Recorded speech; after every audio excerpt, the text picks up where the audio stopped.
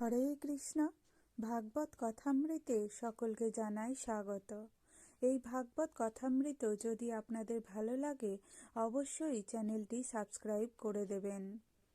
ভিডিওটি স্কিপ না করে পুরোটা শুনুন, আশা করি ভালো লাগবে। হরে কৃষ্ণ, হরি বল। জানিতায় আজ 27 ডিসেম্বর 2025 শনিবার। প্রতিদিনের অনলাইন সৎসঙ্গ শুরু করার আগে আমি আমার গুরুপাদ পদ্মের শ্রীচরণে অহেতুকি ভক্তি প্রার্থনা করি।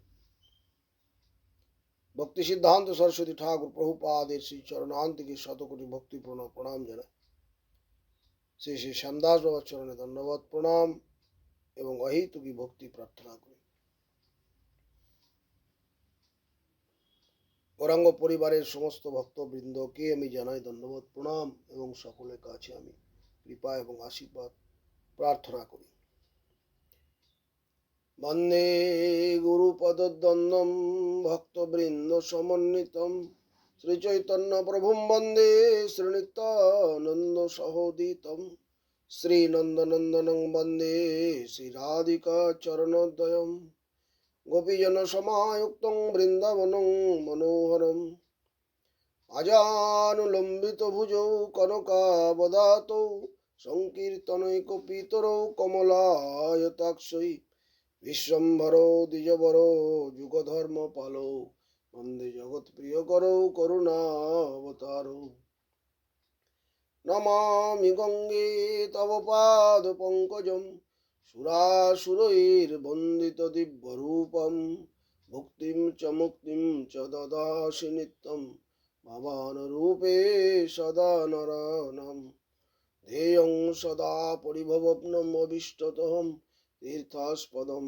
শিববিরিঞ্চিনুতম শরণ্যম প্রণতপালম ভবাব্দিপোতম বন্দে মহাপুরুষতে চরণারবিন্দম ভাগীশযস্য বদনে লক্ষ্মীর্যস্য চ বক্ষসে যস্যস্তে হৃদয় সংবিত্তম নৃসিংহমহং ভজে গঙ্গা তরঙ্গ রমণীয় জটা কলাপম গৌরী নিরন্তর বিভূষিত বাম ভাগম নারায়ণ প্রিয় মনঙ্গ মদাপহরম বারাণসী পুরপতি ভজ বিশ্বনাথম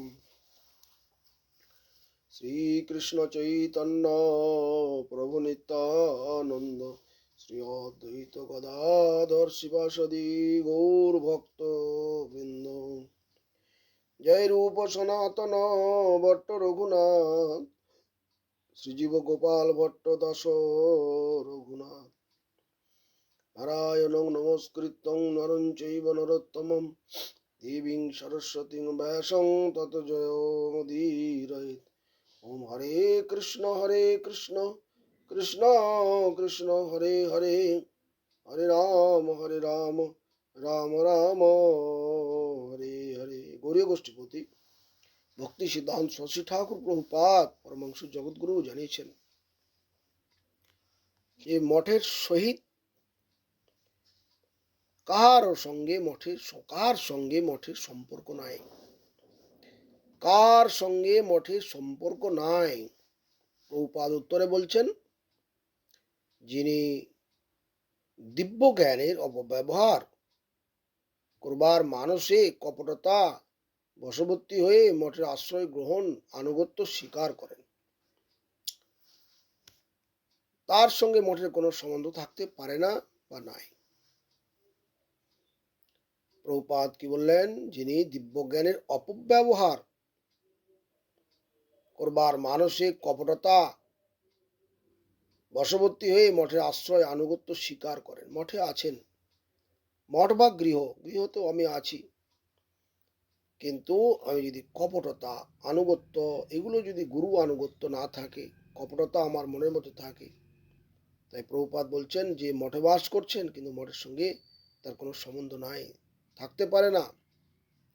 আর সেই রকম ব্যক্তি যদি মঠে থাকে তাহলে তার তো কোনো, যার জন্য বাড়িঘর ছাড়া, যার জন্য ত্যাগ বৈরাগ্য সবকিছু, সেই যে ভগবান, তাকে তো প্রাপ্তির কোনো প্রশ্ন থাকতে পারে না। তাই বলছেন প্রভুপাদ বড় দুঃখ করে বলছেন, এই সমস্ত কথাগুলো প্রভুপাদের খুব অন্তরের কথা তিনি জানিয়েছেন যে তিনি কোন ভজন শিক্ষা দেবার জন্য জগতে অবতীর্ণ হয়েছেন। সেই ভজনের কথা সকলেই বুঝবে না। প্রভুপাদ জগৎকে ঢাকঢোল পিটিয়ে ভক্তি জানাননি। তিনি যে ভক্তির কথা জানিয়েছেন অত্যন্ত সুগভীর, অতলান্তিক। সেটা একমাত্র নিষ্কপট সরল ব্যক্তি সেই ভক্তির কথা অনুভব করতে সক্ষম হবেন। নদী পার হবার জন্য যেমন একটা নৌকা রাখতে হয়, সেরকম একটা গুরু রাখা দরকার। এই রকম লোক আমাকে গুরু করেছে, কিন্তু এরকম একটা রাখতে হয় গুরু। এরকম এরা আমাকে কোনোদিন দেখেনি, কোনোদিন আমার সঙ্গ করেনি। জীবনের শেষ কয়েকটা দিন এদের সঙ্গ করব না, প্রভুপাদ বলছেন। এরকম কাদের সঙ্গ করব না? যারা এরকম মঠবাস করছেন, কিন্তু তাদের কপটতা, অনেক কপট হৃদয়। সেই তো মুখে একরকম বলেন, কাজে একরকম করেন।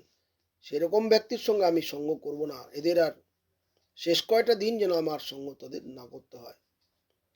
এসব লোক কপট লোক। এরা পূর্ব হতে কপটতা বিস্তার না করলেও গুরু বৈষ্ণবের চরণে অপরাধ ফলে হরিভক্তি হতে বিচ্যুত হয়ে পুনরায় সংসার বাসনা লাভ করে। তারা হয়তো পূর্বে কপট ছিল না, কিন্তু পরে তারা মঠবাস করতে পারে, কিন্তু বিভিন্ন রকম অপরাধের ফলে তারা এই সমস্ত হরিভক্তি থেকে তারা বিচ্যুত হয়ে সংসার বাসনা তাদের লাভ করে।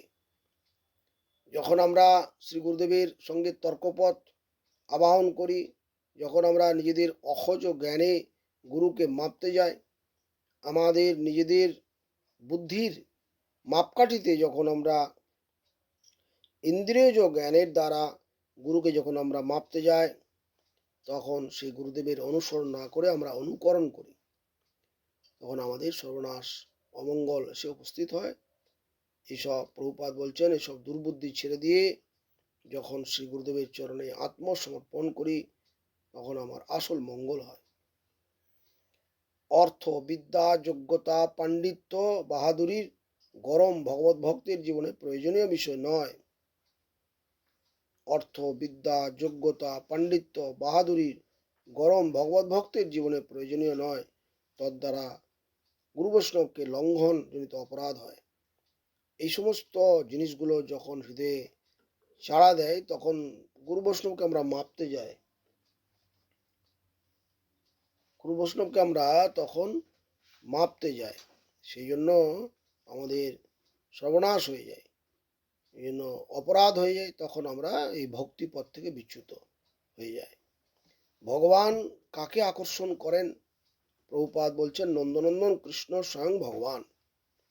তিনি কৃষ্ণ বস্তুটি ত্রিভুবনকে আকর্ষণ করেন। হেন বস্তু নয় যে ভগবান আকর্ষণ করেন না। কৃষ্ণপৃষ্ঠ গুরুদেবী কৃষ্ণের আকর্ষণী শক্তি। বাস্তব বস্তুই আকর্ষক। সমস্ত বস্তু ভগবানের আকর্ষণ সম্ভব, কিন্তু হয় না। কেন হয় না? তাহলে তো ভগবান সকলকে আকর্ষণ করতে পারেন, কিন্তু হয় না। এর কারণ আছে, অপরাধ থাকে হৃদয়ের মধ্যে, নানা রকম অনর্থ অপরাধ। এই জন্য ভগবানের দ্বারা সে আকর্ষিত হয় না। যেমন একটা চুম্বকের আকর্ষণ ক্ষমতা থাকে, কিন্তু একটা কাঠকে চুম্বক কিন্তু আকর্ষণ করতে পারে না।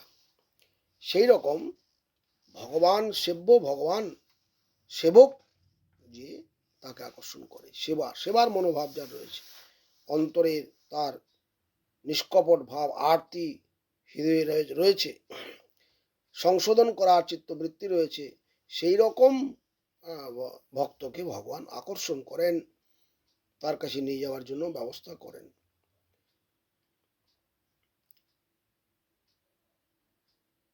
একদিকে বন্ধন বঞ্চনামূলক সংসারের আকর্ষণ, অন্যদিকে কৃষ্ণের আকর্ষণ। হয় সংসারে আকর্ষণ হতে হবে, নতুবা ভগবানের আকর্ষণ হতে হবে। দুটোর মধ্যে মাঝখানে থাকতে পারে না। এই জগতে রূপরস গন্ধ শব্দ আমাকে সমস্ত আকর্ষণ করছে। এই জগতে রূপ রস গন্ধ স্পর্শ শব্দাদি এগুলো আমাকে সব আকর্ষণ করছে। আমি তো দুর্বল, আমাকে এই সমস্ত বিষয়গুলো, আমাকে এই সমস্ত বিষয় হুম, আকর্ষিত আমি হয়ে যাচ্ছি স্বাভাবিকভাবে, কারণ আমার মধ্যে তো বল নেই। এই জন্য বলছেন প্রভুপাদ, লিভিং সোর্স, জীবন্ত সাধু সঙ্গ করতে হবে।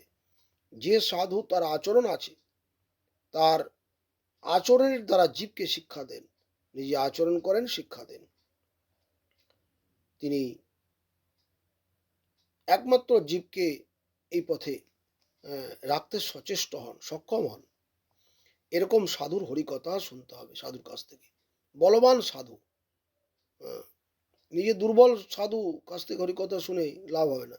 বলবান সাধুর কাছে হরিকথা শুনতে হলে আমরা যদি সাধুগুরুর নিকট হরিকথা শুনি, তাহলে আমরা এই শত্রুর হাত থেকে রক্ষা পেতে পারি। এই যে নানা রকম শত্রু নিকটেই রয়েছে, নাহলে আমরা মায়াতে আকর্ষিত হয়ে পড়ব।